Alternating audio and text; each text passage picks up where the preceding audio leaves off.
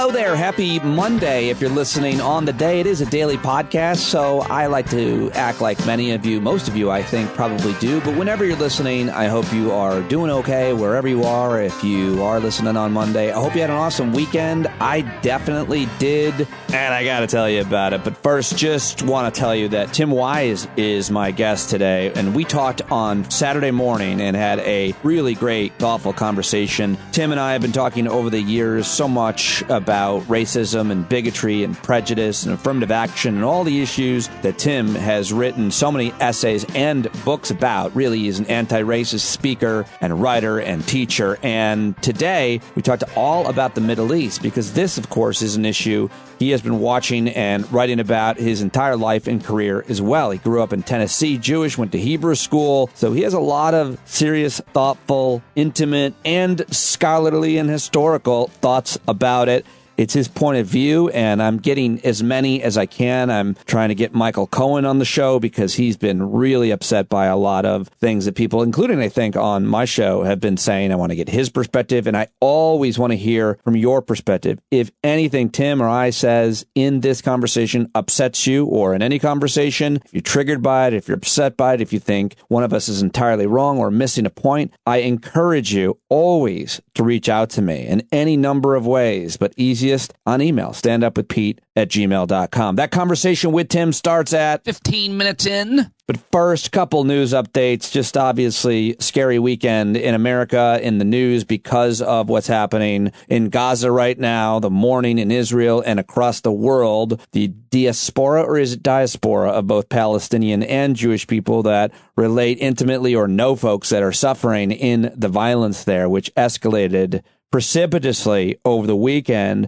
But it was back here in Detroit, Michigan, where on Saturday night, I was hosting a local fundraiser for our local Democrats, and we all read this news about Samantha Wold, the 40-year-old synagogue president who was found stabbed to death outside of her home. It seemed like she knew a whole bunch of the powerful progressive Democrats in Michigan, like the Attorney General, Dana Nessel, Senator Mallory McMorrow, I saw put out a statement. Of course, the governor, Gretchen Whitmer, described the killing as a vicious crime and urged the community to rally around friends and loved ones. Her death was also lamented by the Michigan chapter of Council on American Islamic Relations, or CARE, which pointed out it had done interfaith work with Samantha Wool's congregation. We are troubled by the horrific murder of Samantha Wool, a beloved leader within her faith community in Metro Detroit, is the statement, part of the statement from the CARE's Council Executive Director, Duad Walid. Security at synagogues and other sites across Metro Detroit has been increased in the days since the Hamas militants in the Gaza Strip crashed into Israel in a bloody attack October 7th. Hamas later called the Global Day of Rage, citing Israel's violent counterattacks. That is USA Today that I'm reading from. The war has heightened security concerns in Jewish, Israeli, and Palestinian-linked communities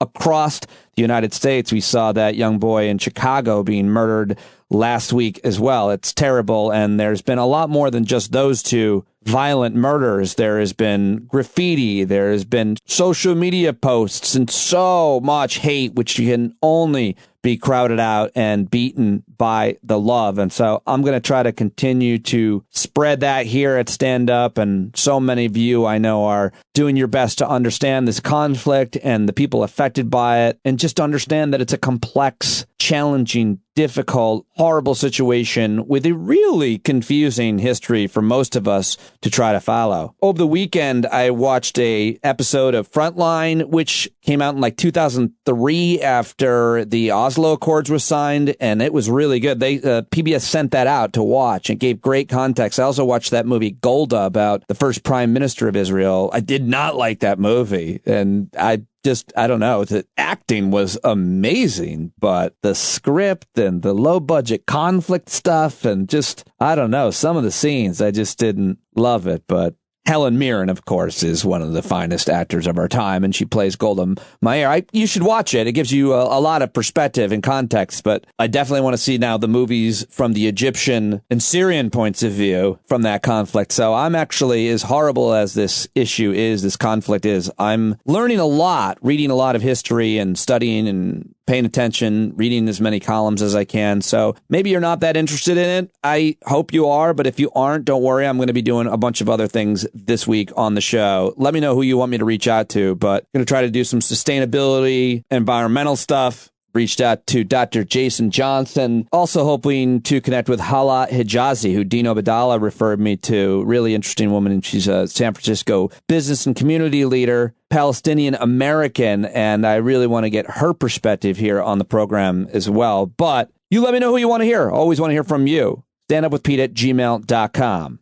All right, later on, I'll be dropping the hour conversation I had with John Fugelsang, Dean Obeidallah, and Brianna Wu on Dean's show and SiriusXM. I'm just going to post that hour. I'm sure nobody will mind, right? And my conversation with Tim Wise is mostly focused on the Arab-Israeli conflict. We do talk about the chaos in the Republican House, but I just want to play a few clips from some of the political news shows over the weekend, starting with this from Jake Tapper, who has become increasingly fed up with the House Republicans' inability to choose a speaker like the rest of us, but he's telling them to their face on Sunday. He underscored his contempt with an utterly brutal question for Republican member of Congress, Mike Turner, who I would argue is an extremist himself. Who pronounces extremist that way? I always say extremist. I don't know what just happened. But either way, he tries to act like he is somehow a moderate part of the governing majority, I think is how he refers to himself. But anyway, let's let Jake Tapper take it away, because I thought this is pretty great. I really hope in the next several days as we come together as a Republican caucus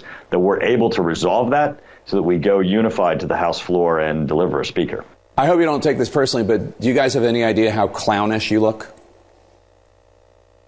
Well, you know, Jake, I'm very fond of saying that Congress is a lot like high school, but even more so. So hopefully we'll get past this. And, you know, I certainly have been part of the governing majority, and I'm going to stay part of that and look forward to those who are on the fringes hopefully coming together so that we can get a speaker. I said that to Congressman Womack last week, high school, and he said that that's an insult to high school students. It's more like junior high. Congressman Turner, Chairman Turner, good to see you. I hope you guys pick a speaker sometime soon. All right. Congress is like high school. Great. That's a great way. You guys should be really proud of that. And I don't think that's the case in the Democratic Party, by the way. I think that certainly seems to be how Republicans are getting along and behaving. But let's check in with NBC Meet the Press anchor Kirsten Welker, who had hollow barrel of a man, the biggest loser, Kevin McCarthy, on her show. And she asked him about Tom Emmer, whose name is being thrown around for potential. Do you think Tom Emmer will actually be able to get enough votes to be speaker? Because all of my reporting suggests it's an uphill battle. I do. All right. So that means that he doesn't have a chance because Kevin McCarthy thinks that he does. So I guess he doesn't because he's always wrong. The better part of that interview came when Kristen Welker asked Kevin McCarthy if he's still a MAGA Republican. Former President Trump, let me just ask you this quite simply. Why haven't you endorsed him yet? Well, the campaign is still going. There's a very good chance I would endorse He's the clear front runner. You know he's what? the clear front runner. What are you waiting for? Well, I believe... Well, you know what? Because I've got a southern border wide open. I got war in the Middle East. I got things I'm focused on right now. I believe President Trump will be our nominee, and I believe President Trump will get reelected. Are you still a MAGA Republican, Mr. Speaker? He has brought it chaos. You know what? I am a conservative Republican from the beginning to the end, and that's what I've always been. You can try to phrase different names to people, but I'm proud of who I am. Oh, man. He is proud of who he is. Kevin McCarthy. Like, no one likes him. Like, a few people that work with him in the House kind of like him, but probably don't trust him. I mean, maybe his family does, but he's got no support across the country. I mean, he might not even win re-election. Could he get primaried? Why doesn't he just go back to California and quietly walk off and run a marijuana company like the last couple of speakers of the House? Paul Ryan, he just went away, and now he works for Fox News and on the boards of probably several companies and probably works out all day, and it's much more relaxing. John Boehner's making millions of dollars, still smoking, selling wine. Denny Hastert's in jail. Basically, all of the former Republican House speakers got forced out. Newt Gingrich, They all got forced out. Why is that? Why does that keep happening? Because they keep getting more extreme because they have to feed their masters in media who are screaming into microphones and cameras, influencing millions of our friends and neighbors into thinking that every attack is imminent. They are endangered. They are victims, and they live on a completely different planet way outside reality, to the point that hundreds of thousands of them did not get vaccinated and died most likely as a result of it. I mean, that's what we're dealing with. It is what we're dealing with. And then you've got someone like Liz Cheney. She was over on Face the Nation with Margaret Brennan and had this to say. What do you think is driving the domestic threats against lawmakers within the Republican Party and also among some Democrats? The domestic threats are absolutely being driven by Donald Trump and unfortunately some of his supporters who, in fact, have encouraged and taken steps that have resulted in, as we saw on January 6th, political violence. When you have a member of Congress reportedly like Warren Davidson from Ohio, who in the meeting with Jim Jordan last week, when some of the holdouts raised with Jordan the fact that they were getting death threats, one of them told me that in response, Congressman Davidson said, well, that's not Jim Jordan's fault. That's your fault for voting against him. That is the kind of encouragement and acceptance of violence that is absolutely has no place in this party, should have no place in our country. It is. Right. And it's happening all over the country. And it's terrifying. It happened to me when I got threatened by our local fascist white supremacists because of my activism and advocacy and our school board fight. These people are not messing around. They are terrified and they are lashing out in as many ways they can as in an effort to scare people. And far too often, we see them becoming violent. It's scary out there, obviously, and I'm so glad I've got this amazing community always reminding me of how many amazing people that there are, and I always love seeing all of y'all on Thursday nights. Renews my spirit and sense of humanity, and we had a great one last weekend. I'm looking forward to seeing you guys this Thursday. That's what I've got for you in terms of audio. Of course, so much of the news dominated with what's happening in Israel, Gaza, the fight in the House, Republicans, the violence here at home, these hate crimes. It's not like other things aren't happening, though, and I try to mention a few stories in my editorial rule, in case you don't know or haven't heard me mention it, that impact a lot of people, that are often issue specific. I don't talk as much about specific violence or tragic things that happen. Certainly don't talk about pop culture, music, or sports. I do like to mention important judgments coming from federal courts, and I think this is one. A judge temporarily blocked a city from enforcing a ban on drag performances in public. What city, do you ask? It's Murfreesboro, Tennessee, folks. A federal judge temporarily blocked Murfreesboro from enforcing an ordinance designed to ban drag performances on public property. But I think they're probably allowing for drug performances. I didn't misspeak. I knew what I was saying. That's good news. The ACLU said the order confirms that the community's free speech rights will be protected at the Borough Pride Festival as the lawsuit continues to be heard in court.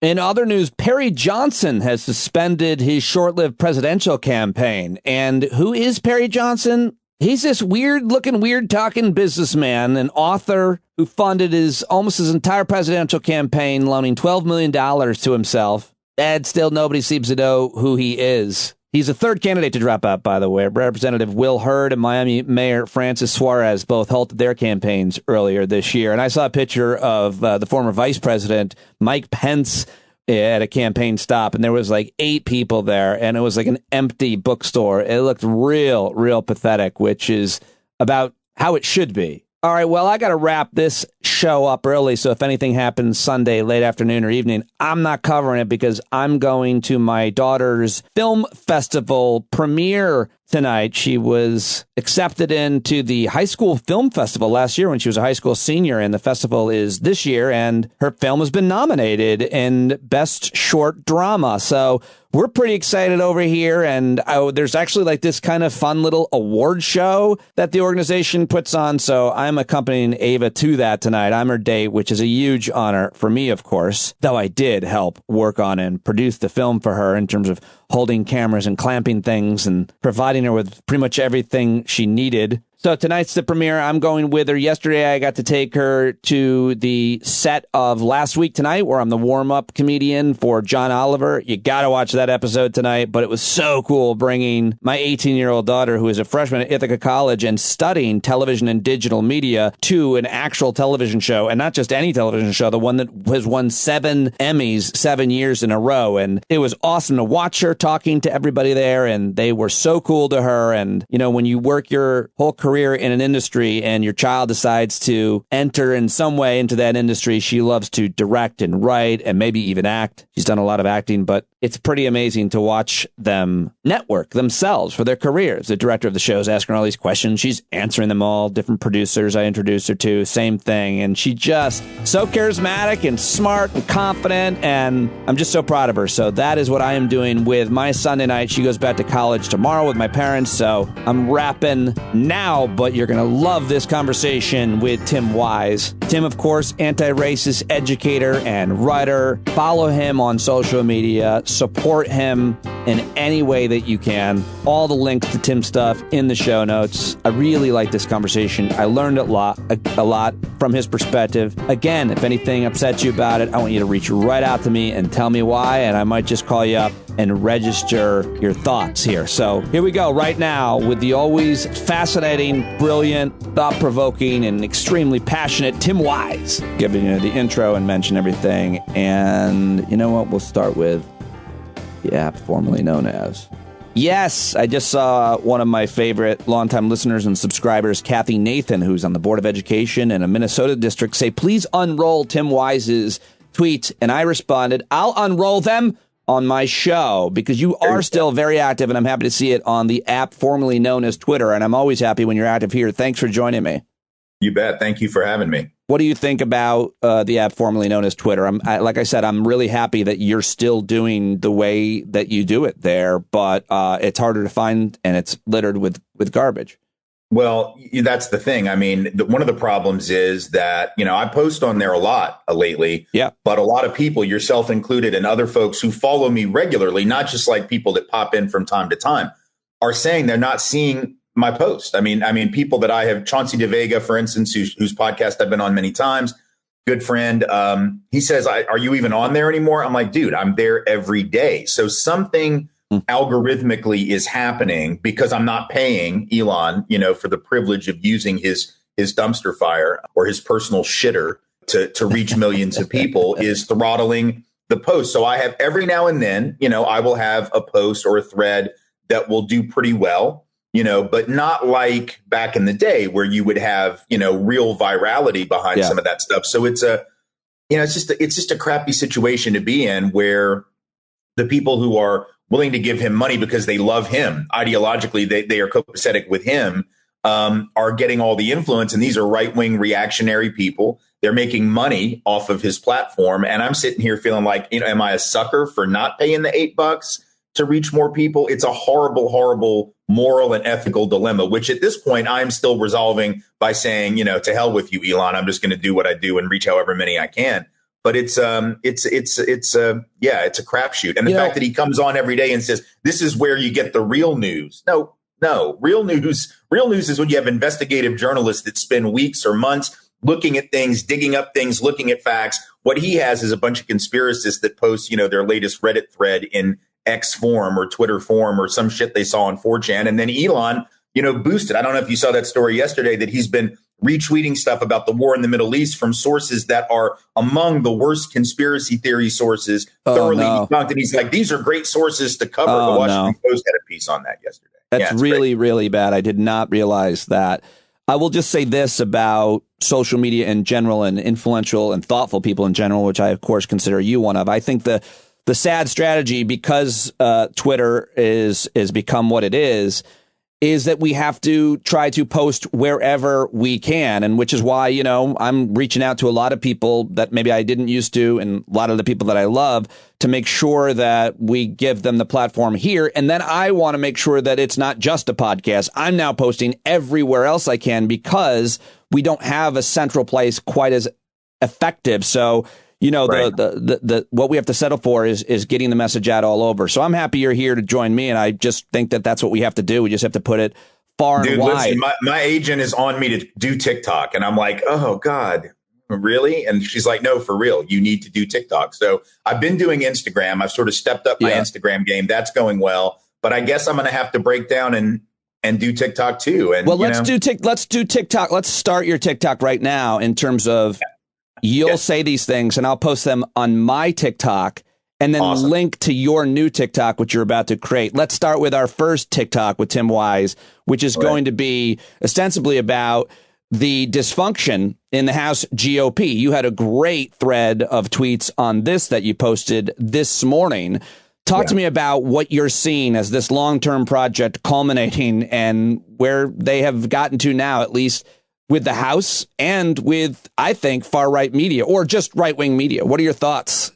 Well, I think the mistake that most of like mainstream corporate media is making and talking heads and a lot of Americans is they're looking at what's going on in the House. They're like, how can these people be so dysfunctional? This is ridiculous. But the reality is, it's not dysfunction if it's calculated. And I think what people are missing about the modern GOP, and particularly that MAGA branch of the GOP, which is not everyone, but it's a good chunk, is that those folks live for chaos. The other day, Matt Gaetz said, chaos doesn't bother me. Of course it doesn't, because he didn't come to govern. He came to have power and get on Fox News. Madison Cawthon, former representative from North Carolina, famously said when he got to Congress that it wasn't going to be about policy. It was about the comms, meaning communications, right? It was about tweeting. It was about getting on the news. These are people who fundamentally don't believe in governing. These are people who said, starting 60 years ago, they wanted to shrink government. Grover Norquist said he wanted to drown it in a tub in the 1980s, right? So this is a party that has always been moving toward getting rid of virtually everything government does, with the exception of cops, prisons, tanks, and guns, right? Missiles and things like that. Everything else, they don't even believe in. So if they don't believe in government, why would they believe in governing? Yes, they ran for office. They won. They became government employees in a sense, but they did it for the power. They did it for the glory. They did it for being able to say, I'm one of the 435 most powerful people in the United States or whatever, within the House, and to get on television. And so if they discredit the whole process of governing by making it seem like things are chaotic, and they are, but for them, what that does is it basically breeds cynicism in the electorate, right? People get fed up, and average everyday people, not people who are committed on the left or the right,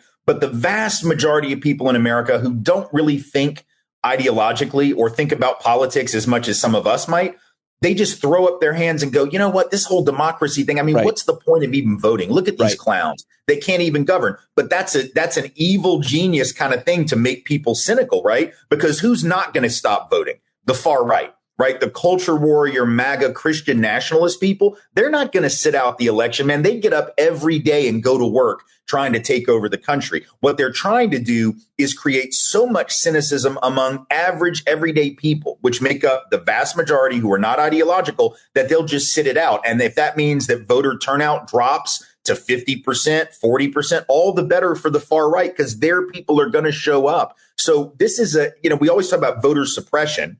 Right. And that's a real thing. We talk about the hurdles that the right puts up to making it harder to vote. But this is their plan B. Yeah. Their plan B is we don't even have to put up obstacles if we can just make you so turned off to politics that you just say, screw it, man. I'm just going to go bowling or something. Or I'm just going to I'm just going to sit on TikTok and or I'm just going to watch reality TV and not have to deal with reality on TV. And so I think that's something we got to wake up to. Stop treating these people like adults who just think differently than you. They don't have policy ideas. They don't have a platform. At the convention in 2020, they were like, are we going to do a platform? Screw it. MAGA, Trump, make the liberals cry. That's the platform, right? That's what these people are about. It's all about vice signaling, the opposite of virtue signaling. They're signaling their vices, and they're doing it very well. The only thing, great analysis, that I want you to add to, or maybe, you say they hate everything government does. And obviously they want to get rid of any regulation that prevents them from making any dime over a person's life or health. I get that. But the other thing is they don't hate everything government does. A lot of the things that government does outside of, firefighting and police and the other things, they want to privatize. For example, public education. They know that money's coming in. They just don't want it to go back out redistributed to most people or to the, quote, public, which has become a bad word. Often they want to take public money and public services and privatize them so that they can gain. I see that at the local and state level the most. That's today's Republican in many ways more than anything that I think people miss. What are your thoughts? Well, that's an important point. And one of the things I mentioned in that thread that I forgot to mention a second ago, why do you think they're going after, books in schools and libraries, right? Do you really think that it's about the books? They haven't even read the books. What they are trying to do, and Christopher Rufo has admitted this in some of his more honest moments, is he really wants to discredit the whole project of public education. These folks on the right have never really believed in public education. They want religious instruction, private schools, homeschooling. They don't believe in the concept of public education. They want to abolish the Department of Education. They say that publicly. So what better way to make people think the public schools are such a mess, we ought to pull our kids out of them and nobody should send their kids there, than to say, oh man, they're not even teaching reading, writing, and arithmetic. They're teaching, sexual orientation or gender identity politics, or they're just making kids hate America. If you can make enough people say that, most people are going to see through that bullshit. But if you can make enough people think that, then you're going to have chaos at school board meetings, right? You're going to have parents pulling their kids out of schools. You're going to have parents and kids getting cynical about the schools they attend. That's the point. They are sowing chaos to discredit, because really what they don't believe in is the notion of the public. Margaret Thatcher famously said in Great Britain, she said, there's no such thing as the public.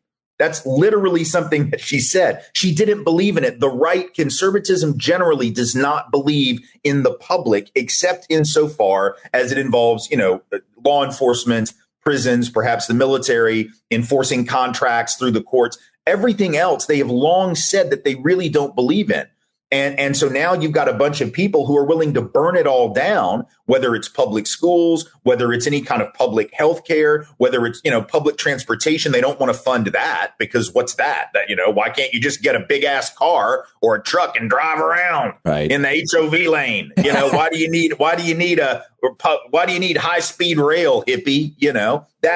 Why do you need electric vehicles? That's whatever. Like they don't want electric vehicles. They don't want public transportation, because electric vehicles are about what? The public good, reducing energy consumption, reducing pollution, greenhouse gases. Oh, to hell with that, because they don't believe in it. They fundamentally don't believe in the public. And if you don't believe in the public, but you're supposed to be a public servant, right? You can sort of start to see the contradiction.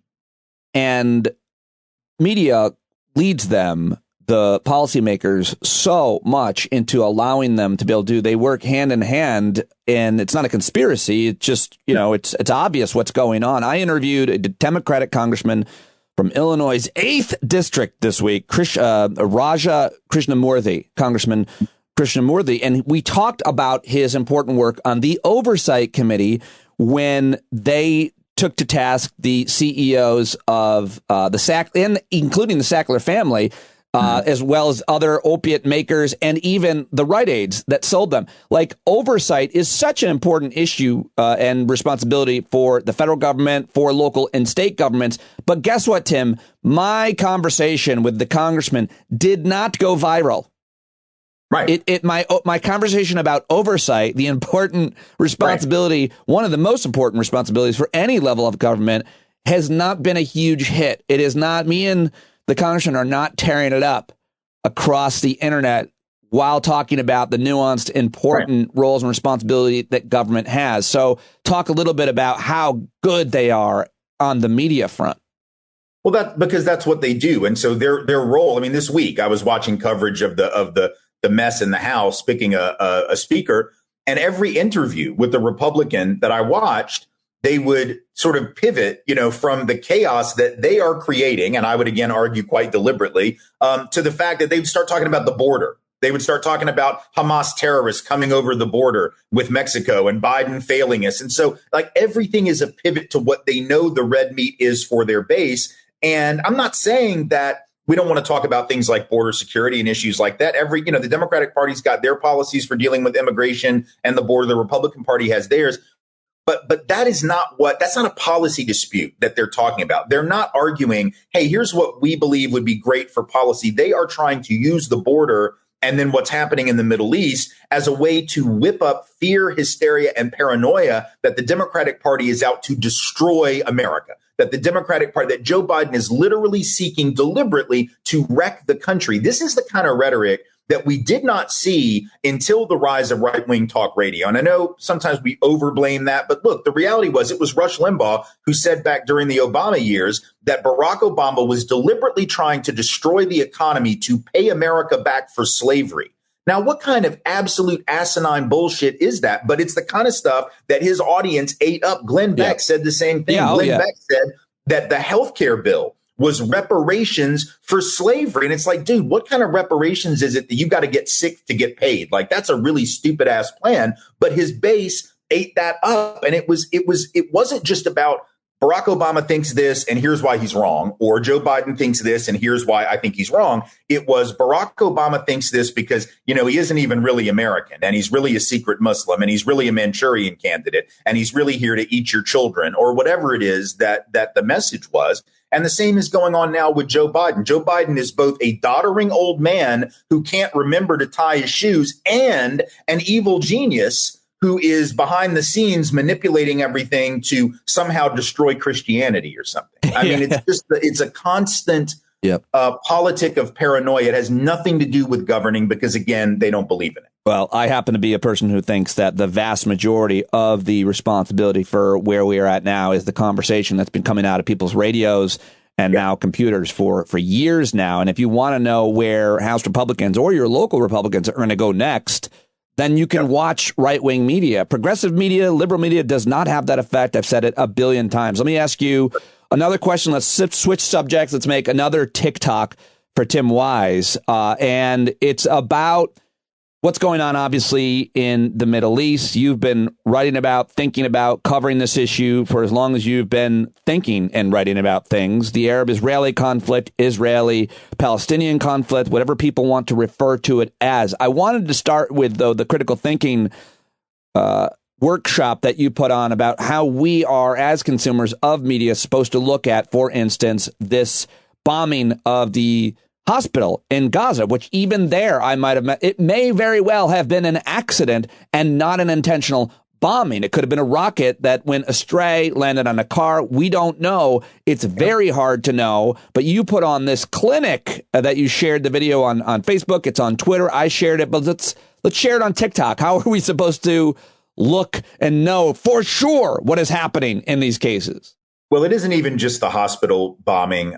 It's really the whole thing from the beginning. And look, I've been clear since I was a teenage Jewish kid growing up in Nashville that I was not only critical of the state of Israel, I honestly have been philosophically opposed to Zionism since I was a teenager being encouraged to be one in Hebrew school. Because I never believed in and I don't believe in any kind of ethnic or religious nationalism, just on principle. Yeah. And I understand there are other Jewish folks who get very uptight when a Jewish person says they're anti-Zionist. But look, to me, it's just a universalist principle that I reject those kinds of states. It's not anti-Semitic. It's not anti-Jewish. I happen to think, and we don't have time to get into it here, maybe another show, that Zionism actually is not good for Jews either. It's not just that it's not good for Palestinians. I don't think it's keeping Jews safe. And I think what happened on the 7th of October is actually sort of proof of that. But what I was trying to say in that particular video you referenced is that it seems to me, and we do this around a lot of issues, it's not just this one, but I think especially what we've seen in the last couple of weeks since the 7th is a tendency for people to retreat to our silos, either the reflexively pro-Israel silo or the reflexively solidarity with Palestine silo. Not to say that there isn't such a thing as truth, but what we've done is, without even looking at the evidence of a given incident like the hospital bombing, we just sort of assume the worst about the people who we don't like. So for Israel, that means, and we heard it from their government agents and from those who defend them, there are no innocent people in Gaza. They voted for Hamas. They should have thrown Hamas out. Whatever happens is Hamas's fault, which is a very simplistic, reflexive way to deal with a complex problem of war and peace. Regardless of what you think of the conflict, like how we respond to violence is a deep issue. We learned that after 9/11. Everybody said the same stuff then. We got to do something.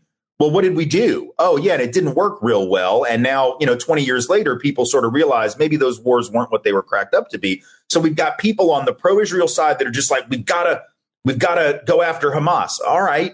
But then what? Even Thomas Friedman, who is not someone I normally agree with on much, has been putting out measured things. It's like, this might not be strategically so smart. On the other side, we've got people tweeting out memes of people paragliding, which is what some of the Hamas terrorists did when they came and slaughtered folks in southern Israel, thinking that that's cute, saying things like, well, what do you think decolonization was, a vibe? Like, what the hell kind of inhumane bullshit is that? That's the response of also just going to your silo, which says, I'm just going to parrot this particular line. I'm not even going to consider the feelings, the emotions, the humanity of anyone on the other side.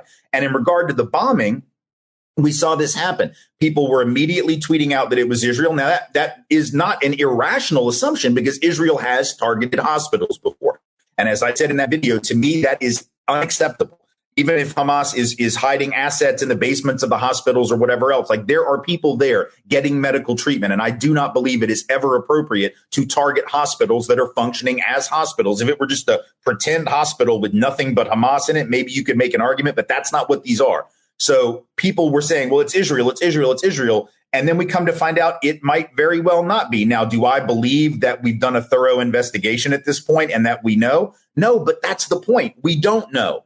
We don't know whether it could have been an errant Islamic Jihad rocket, which is the other theory, essentially, or whether it was Israel. And so the fact that we're so quick to make assumptions based on our priors tells us that we're not engaged in real reflective thought. We are engaged in knee-jerk stuff. And it's a very common human reaction. It's something that we do about a lot of issues. But right now, we need a certain degree of humility. Because without the humility to say, you know what, I might be wrong about this one thing. I'm not saying that if you're critical of Israel, you might be wrong about that. No, I think I'm right about that. I think I'm right about my critique of Zionism. But I also have to respect the humanity of people who have been raised their whole lives. I grew up in that Jewish environment, in that Hebrew school environment. And if you have been propagandized, and I was in Nashville, which is not exactly like a super cohesive Jewish community, but if you grew up in like a really strong Jewish space and you were told all of these myths about Israel's founding, which are basically the George Washington and the cherry tree myth applied to Israel. Like your founding was this noble thing. Your founders were all noble. You made flowers bloom in the desert. It was a land without a people for a people without a land. All of this rhetoric that you were fed. Why would it surprise anyone that 18 years later, 20, 25, 30 years later, if you've never been exposed to a Palestinian narrative, you've never read a Palestinian historian, you've never even read an anti-Zionist Jewish perspective like Ilan Pappé or others who have critiqued Zionists, you've never been exposed to any of that. And we're shocked that you reflexively, bend the knee to Netanyahu in moments like this, or you reflexively sort of say Israel forever and you put the flag on your Facebook page. Of course, you're going to do that. Likewise, if you have been taught your whole life that Jews are evil colonizers in the Middle East, right? That they're just European white supremacist colonizers, and that's all there is to the story, right? Then of course you're going to view them as, well, we got to cleanse Palestine of Jews, which is what Hamas says in their charter. Like, I get why people do this, but the question is, does it make us safer? And the evidence is pretty obvious it doesn't. And so we've got to figure out a way in these moments to have a certain degree of humility about our possible knowledge base. Yes, there may be truth, but I might not have it yet. And you might not have it yet. Yes. Yes. Really, really well said. What do you make of some of the arguments? Let me just toss them out to you because we've heard these arguments. You've heard these arguments for a long time. You have thoughts about them. You shared Michael Shermer's tweet, who has, a point of view that a lot of people share. There are 1.8 billion Muslims in the world. There are 50 majority Muslim nations in the world. There are 16.1 million Jews in the world. There is only one Jewish nation in the world. Do not Jews have the same right to nationhood as everyone else? Well, first of all, Michael is smart enough to know the ridiculousness of his own argument here. Notice what he did. He conflated two different issues, places being majority Muslim and places that are defined as the state of a particular ethnic religious group. Those Muslim nations are majority Muslim nations, and they may be, quote unquote, Islamic republics, which I don't support Islamic republics. I don't support any state being governed by religious law, whether it's Christian, Jewish, Muslim, or anything else, right? But those states are not defined in the same way, and certainly not the vast majority of the ones he's talking about, do not define themselves as, none of them say we're the state of the Muslim people. We're the state of Arab Muslims. They happen to be majority Muslim and in most cases Arab Muslim states. But except for the few that call themselves Islamic republics, they don't even come close to defining themselves in this totalizing way that Israel does, which gives somebody who right now is living in Brooklyn but wants to move to Israel and make aliyah, religious return, gives them more rights over some Palestinian family whose family's been there for 12 generations in a row.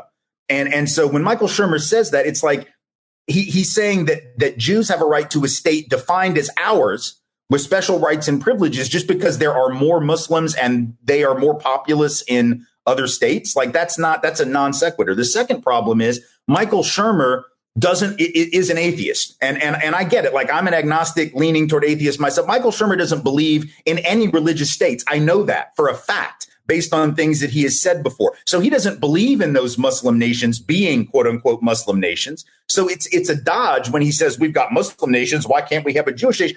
You don't really want the Muslim nations. So do you say, oh, but we can have a Jewish one now? See, this is the problem. We have a lot of people who think themselves very thoughtful, who will say that Jews deserve a state of our own. But then if Christians were to say that, we'd be like, whoa, now. And when Muslims say it, we'd be like, whoa, now. And in fact, I agree. We should say, whoa, now. Whenever anyone who's being motivated by some religious or ethno-nationalist religious motive says, I want a state of our people, because then why can't white nationalists in this country say, well, we want a white Christian nationalist Well, someone would state? say, and this leads us to the next point, someone might say, well, the Jews were the only one that were, tried to be eradicated, 6 million dying in the Holocaust, which was, of course, a genocide. And you have thoughts about that word as well as it applies here. But first answer that, the difference between Muslims and Christians is the Holocaust. That's why Israel was formed when it was formed. First of all, most people don't make that argument because it's obviously such a messy argument. To say that people deserve a state of their to say that people deserve a safe place.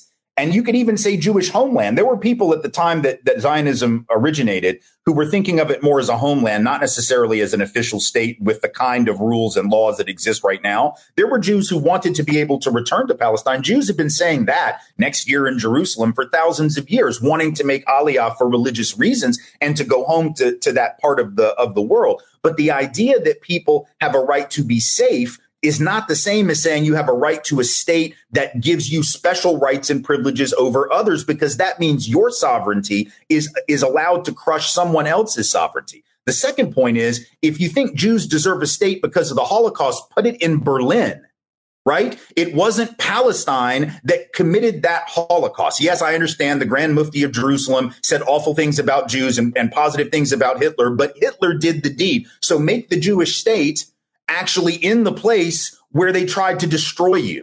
That would be some sense of justice. That would be reparation, not like, oh, well, Germany tried to kill us, so let's go take these brown folks' land in Palestine because our people were there a couple thousand years ago. Like, that's just not, that doesn't make any sense. And so, yes, I think that Jews, as a result of I think any group of people who have been marginalized, oppressed, ethnically cleansed, attempted to be murdered, should have safety. But I don't think that safety should come at the expense of other people's safety and rights just because your body count is larger. Because then there are a lot of groups that have been subjected to genocide.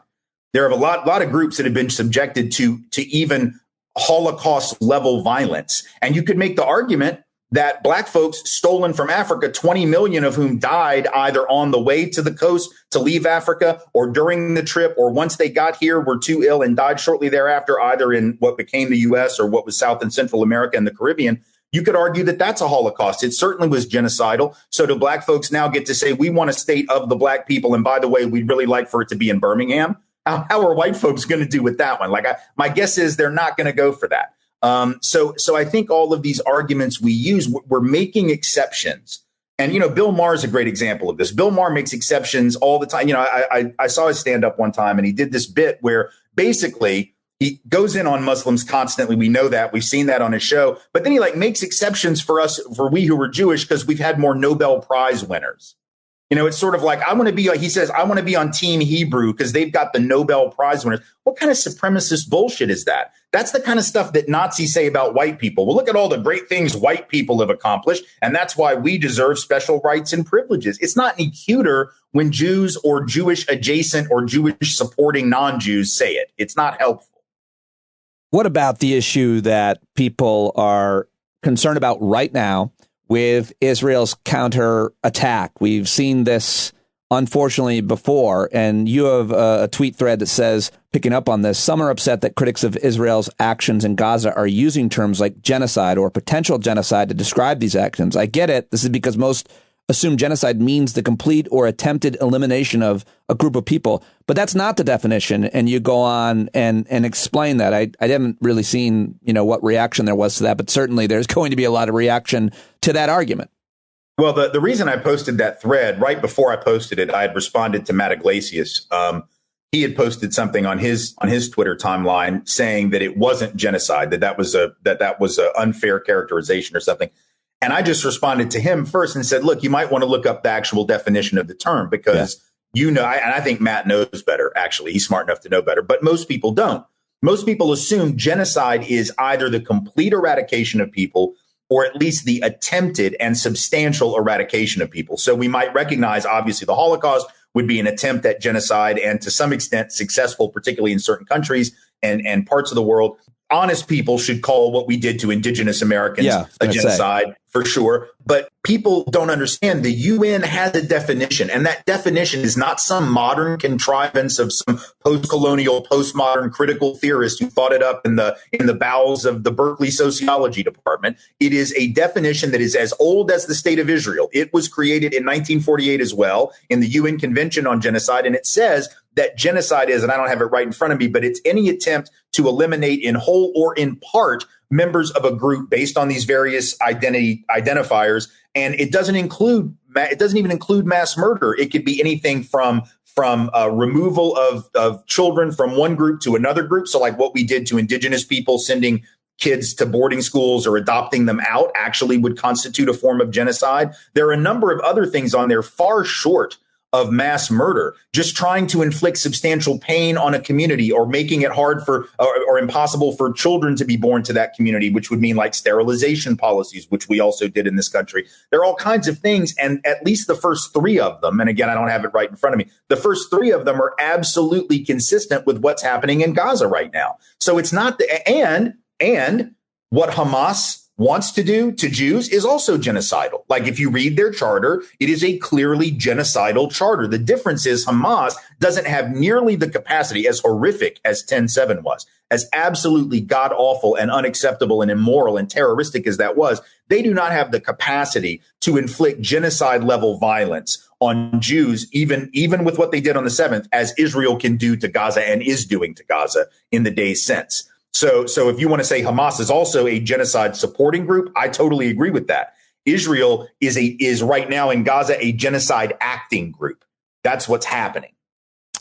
According to the UN definition you write, in place since 1948, genocide is any of the following acts committed with intent to destroy in whole or in part a national, ethnic, racial, or religious group, killing members of the group, causing serious bodily or mental harm to members of the group, deliberately inflicting on the group conditions of life calculated to bring about its physical destruction in whole or in part, imposing measures intended to prevent births within the group, or forcibly transferring children of the group to another group. I mean, you can see this happening around the world. I mean, I was just talking to that congressman about what the Chinese have been doing to the Tibetans. People always talk about the Uyghurs, but we probably should be talking about what's gone on in Tibet for years. And it's happening around the world in different ways. And so it's a really important conversation. But, my friend Jonathan Greenblatt has outlawed that word everywhere. And he's the president of the Anti-Defamation League. I think you tweeted about that.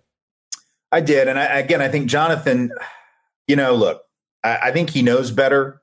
Or maybe he doesn't. Jonathan, like all of us who were raised Jewish in this country, I can't speak for all Jews in America, but I do know enough about how we were raised to know that we have been led to believe that this narrative is not to be questioned. And so you'll have people like Jonathan who will say in public moments, it's fine to criticize the Israeli government, but ... You cannot question the fundamental goodness of the country. That's like saying it's fine to critique the Nixon administration, but you can't for what we did in Vietnam, but you can't critique the fundamental goodness of America when it does things like that. But you can, and you should. You might be wrong. Look, if Jonathan wants to make an argument that the critics of Israel's founder myth and narrative are wrong, and that in fact the creation myth of Israel is the accurate one, then we can have that discussion. We can have a debate about what did and didn't happen in 48, what did and didn't happen in 56 with the Suez Crisis, what did and didn't happen in 67 and 73 with those wars. But and those are interesting historical discussions. They are. I've been studying them the last week. I've been re-watching or learning new things about it. It's really I just watched Golda last night, which is not a great movie. The acting is amazing. And talking about a very troubling character. I mean, this is someone who, again, a nice Jewish lady from Milwaukee whose rights in Israel are greater than the Palestinian people who had been there for multiple generations. And she becomes the head of state. And this is a woman who said there are no Palestinians. Those are her words. She did not believe the Palestinians existed. This was essentially official Israeli thinking. She believed that Menachem Begin, who had been a member of a pre-1948 terrorist organization called the Irgun, he was an assassin, as was Yitzhak Shamir, who also became the head of state. Both of them were members of groups that went and bombed hotels, murdered people, kidnapped people, and they became heads of state, which is why it's always funny when folks say to people like Hamas, which is a terrible organization, but they say violence never gets you what you want. Well, actually, violence is exactly how Israel got what it was. It wasn't just the sympathy of the world. It wasn't that the world loved Jews all of a sudden. I would argue two things got Israel. One was the violence of those organizations against the British mandate and those who were in control of Palestine. The second thing was that the West, and this is important for Jews to understand, the West, not run by Jews, contrary to what Nazis think, the West wanted a buffer against brown folk in the Middle East and against the Soviet Union being influential in the Middle East. And so why not use the Jews? I mean, the Jews have always been the folks who get used as middlemen between the very wealthy elite who are not usually Jewish and whoever the poor rabble are that you're worried about rising up and taking your shit. Right. So if you want to, what better way than to put Jews in the Middle East where nobody wants us, right, and where we haven't been in large numbers for a minute. Right. It's like, oh, we'll just put you there and you can have a state there and it'll be fine. And by the way, you will forward deploy our interest against the Soviet Union. You will be our bulwark against the influence of socialism and communism. And we'll overlook the fact that the kibbutzim is sort of a socialist experiment because at least you're not Soviet, leaning. I think we were used. I think Zionism was the biggest trick ever played on Jews. And I think it didn't actually keep us safe or make us any safer. But if you're Jonathan, or if you're the sort of average American Jewish person, there's more critique of Zionism in Israel, oddly enough, among Jews than there is probably here in the U.S. But if you're the typical person that grew up Jewish in this country, you didn't get to hear any of that. You didn't even get to hear that said. If you said it, I mean, I remember in college when I was doing anti-apartheid work vis-a-vis South Africa, and the rabbi at Tulane, where I went, we disagreed about some things, but he and I mostly got along. I wrote an article for the underground paper, which is what we used to call our hipster little alternative rags, right? Was the underground paper. Sure. Yep. I wrote an article for the underground paper criticizing Israel's support of South African apartheid because they had been training police and military. They had been sending South Africa weapons after the United States had sanctioned some of those weapons. Israel had a horrible history of collaborating with South African apartheid.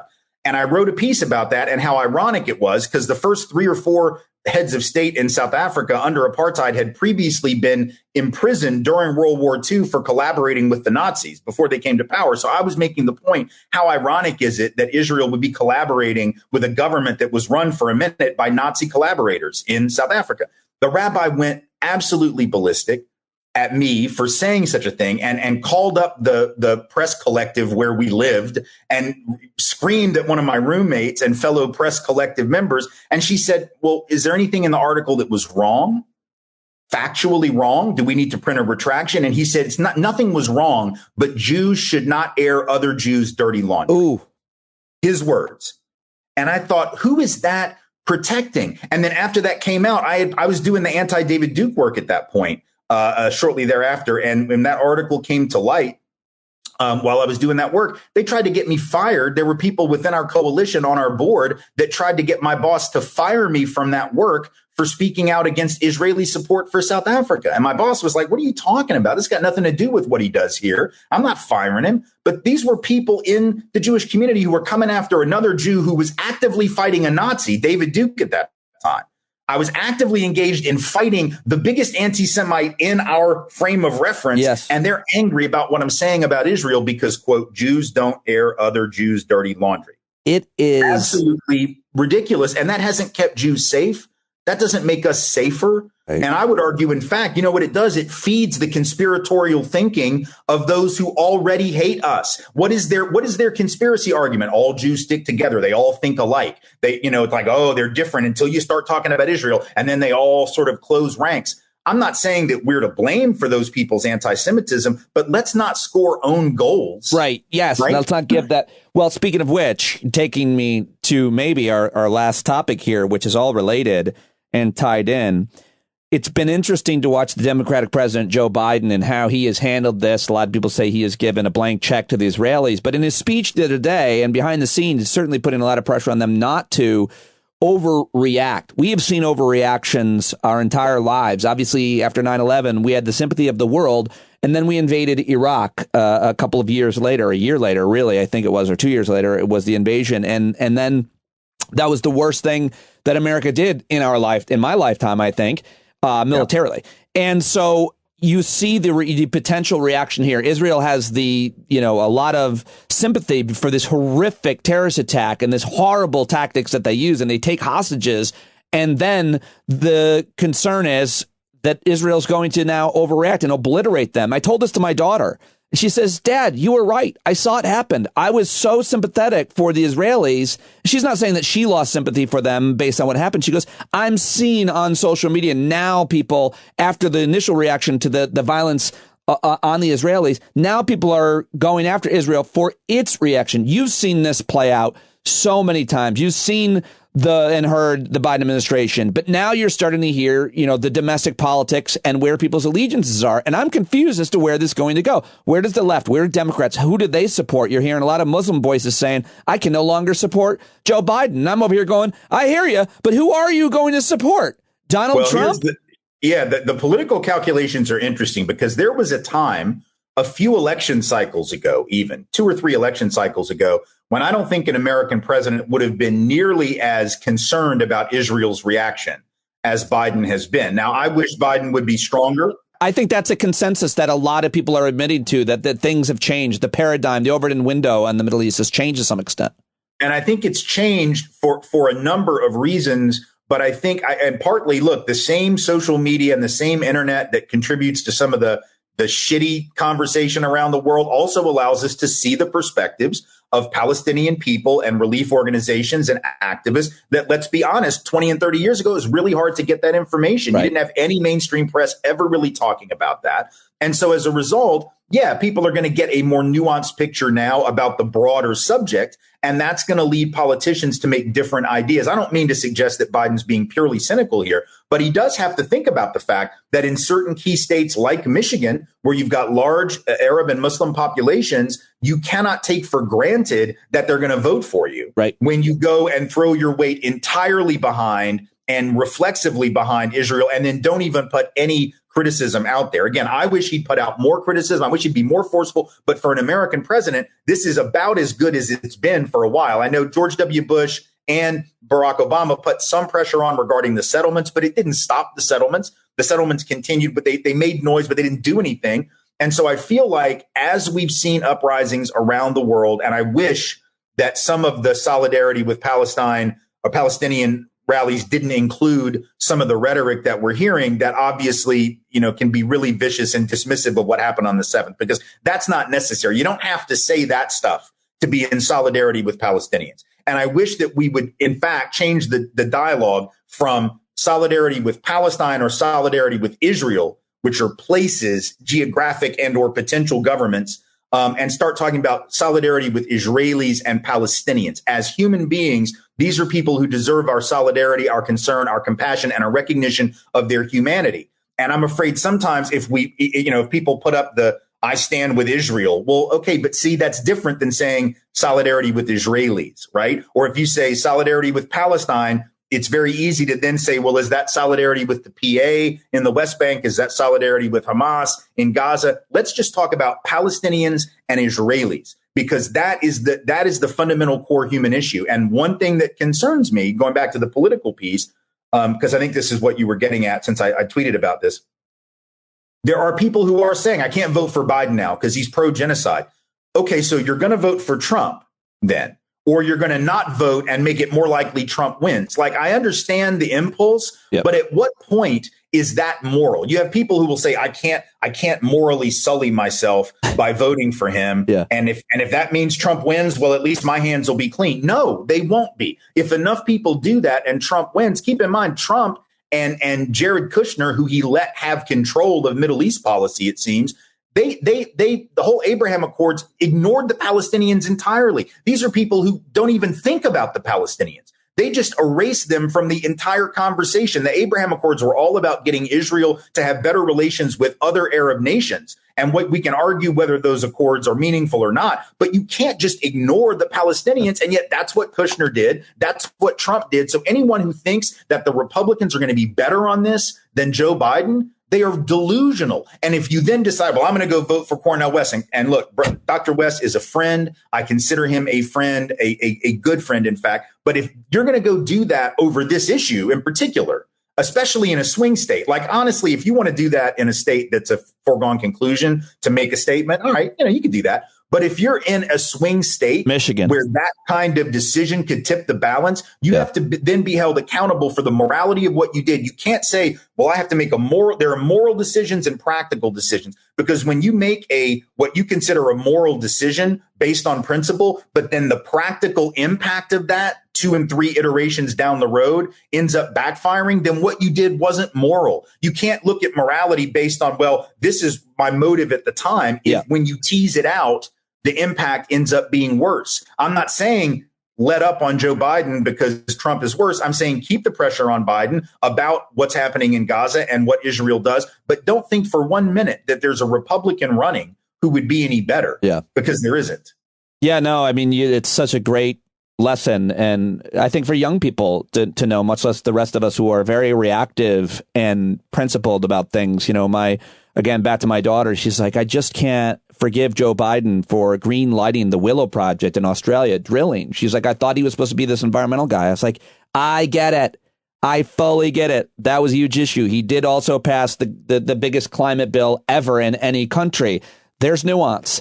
We can't we have to be thoughtful, and we have to play, as you're saying. What I'm hearing is there's a long game. There's a longer game to this, and it's not just today's outrage I get it, but the idea that you could come, have a Republican being elected, which, by the way, I guess one more question I want to ask you is, what do you make of the reaction of certainly Republicans in America, much less American voters and folks who pay attention to politics even a little, about how we should be financially supporting Israel versus financially supporting Ukraine? When President Biden made his speech the other night, I think some people were surprised by how much he included Ukraine. We need to get Congress back working so we can approve funding for both of these countries. Where are alliances and allegiances supposed to lie vis-a-vis the Ukrainians, the Israelis, the Palestinians, and our taxpayer money going to them?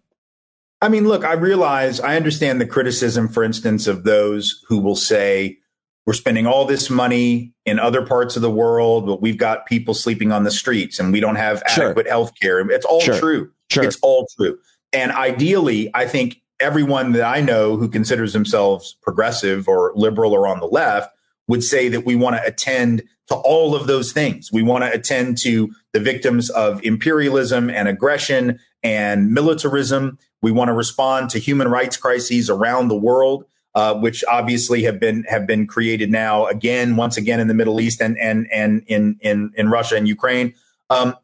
But we also want to be able to take care of our people. And so what we've got to do is, if we want to do all these things, if we want to be a leader in human rights, if we want to be a leader in non-aggression, which is pretty ironic given our history, I realize, if we want to be a leader in providing for our own people and trying to help people around the world, we're going to have to come up with some different ways of raising money. We clearly have a tax structure which still does not adequately impose real accountability or responsibility on those who have hoarded the vast majority of the wealth in the last 20, 25, 30, 35 years. You have people who have grown enormously wealthy, more wealthy than anyone could have imagined even 2 decades ago, just since the pandemic. who added hundreds of billions of dollars to their wealth. And we're not talking about just a handful of people. We're talking about lots of folks who have continued to go up the ladder in terms of wealth while most people have remained stagnant. So we have to change our tax structure so that we have the money to do the things that we need to do. And I realize that there are limits. I realize we cannot spend money in every part of the globe where there's a crisis, but we do have to stand for human rights and non-aggression. And we do have to be able to stand for the principle of humanity, whether that is Ukrainians being attacked by Russians who want to take back part of that territory and claim it as their own,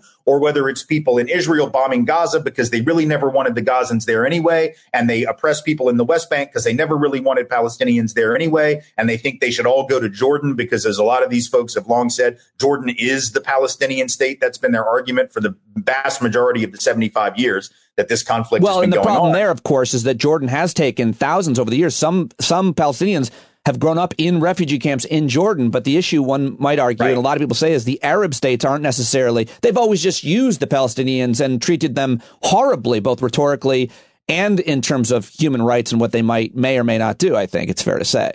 Right. The Arab states have used the Palestinians, and the Western powers have used Jews. But it's a really good way to think of it. Like, the Western powers used Jewish their own domestic politics initiatives and. Absolutely. But by having a Jewish state in that part of the world, and there were people at the time that Israel was founded who acknowledged this. It was either Chaim Weizmann or Ben Gurion, and I can't remember which. I'd have to go back and look it up. But Weizmann was the first president. Ben Gurion was the first prime minister. And one of the two of them said at the time that one of the reasons right before the founding that the important thing about Israel was it would be an outpost for Western civilization in the midst of barbarism. Right. And so you essentially had these leaders acknowledging that part of this, not only was it colonial, which Theodore Herzl, the philosophical founder of Zionism, said. He wrote a letter to Cecil Rhodes, the infamous colonizer of what became Rhodesia in southern Africa, the land of the Shona people. He wrote a letter to Rhodes in 1902 imploring Rhodes to come out in favor of Zionism because it was, quote, something colonial. So they were acknowledging that they were going there to impose a kind of Western, and now we would call it white, form of supremacy in the midst of brownness. And that was something the United States and Great Britain were like, oh, shit, yeah, we want that. And if anybody dies, it'll be those Jews who we don't really like anyway, right? So the West used Jews to project power forward in the Middle East to counter what we viewed as the threat of communism. Arab states used Palestinians either to prop up their own bona fides as people who stand up to Israel, or for whatever reason that they exploit Palestinian people. And in both cases, the humanity of each are being lost. So the United States has an obligation to help financially and otherwise those who are the victims of human rights abuse, dehumanization, violence. Obviously, can we do that in every corner of the world? Probably not. But in these two particular conflicts, we are deeply implicated in them. We are deeply implicated in what has become of Russia over the last 20 years, 25 years. We are heavily implicated in what has become of the Israel-Palestine quagmire. We are perhaps less implicated in other countries where there are no doubt horrible human rights abuses going on. But when we have been so solicitous of Israel, and when we have created through years of Cold War reactionary anger and hostility, the reaction of what is now happening in Russia and the attempt by Putin to sort of recapture the great Russian empire, that didn't take place in a vacuum either. We have a history there. We have a history in both of these places, and it's a history to which we have to attend now by hopefully doing the right thing. Oh, man. So good. So good. I don't know how I'm going to clip this into TikToks. But thank you so much for joining me, as always, Tim. The context that you're providing, the fact that you've been thinking about this and writing about it and studying it your entire life is really come out in this conversation and everywhere else you're talking. I so appreciate your time, and let's talk again really soon. Sounds good, buddy. All right, there he goes. Tim Wise, how about it, everyone? Thank you so much for listening to today's podcast. Please support the show with a paid subscription. Welcome to a couple new subscribers over the weekend. Always feels great to see those subscriptions coming in because I cannot do it without you. It is a free show, technically. You can subscribe for free, but I can't keep doing it without your paid subscription. And you get to be a part of our amazing community. It meets every Thursday night on Hangout and always available on the Discord, which is a chat platform. People are networking and meeting each other and helping each other out and supporting each other in all kinds of different ways in the stand-up community. We would love to have you be a part of it for as little as $5 a month or as much as you you want. So many of you are so generous with your money, and I am so grateful for it. Thank you, thank you, thank you. I will talk to you tomorrow. John Carroll taking us out. JohnCarroll.org. Everybody support him too.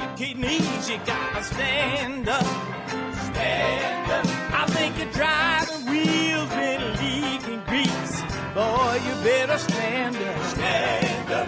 Well, there's a whole lot more of us who know what's right. They'll keep right on ignoring us if we keep sitting tight. You got to open up the window to let in some light. You got to stand up. That's right.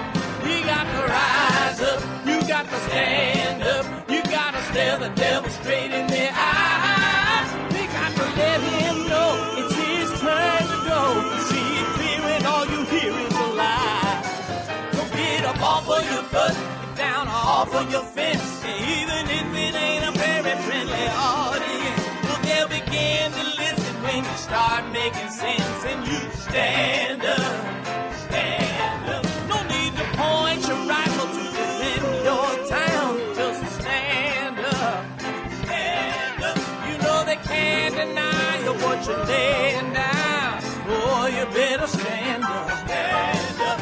Show your face of every color, yellow, black, red, and brown. This is the place where every lost child will finally be found. There's only one thing to do before we stand our ground, and that's stand up, stand up. Well, the founding fathers saw a land for all. They had to stand up, they had to stand up. They had a keen imagination for a crystal ball, drawing all the plans of stand up. But all they had to go on was the time they were in, with other causes for laws, and since they weren't even sin, they knew that change was gonna come before the change could begin. They had to stand up.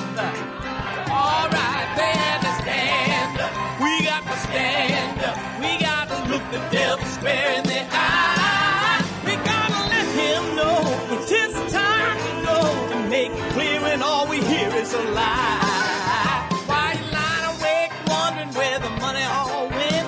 It'll be the cost of freedom that'll go unspent. You can see him flee the scene of that experiment if you stand up. All right, we got to speak up.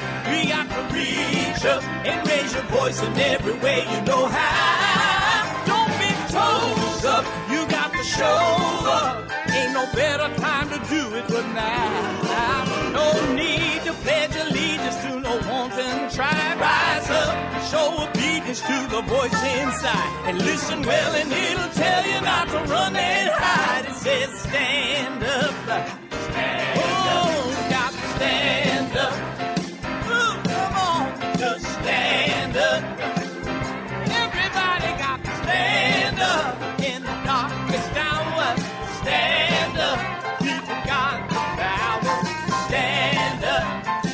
Come on, come on, come on. Come on, come on, come on. Come on, come on, come on.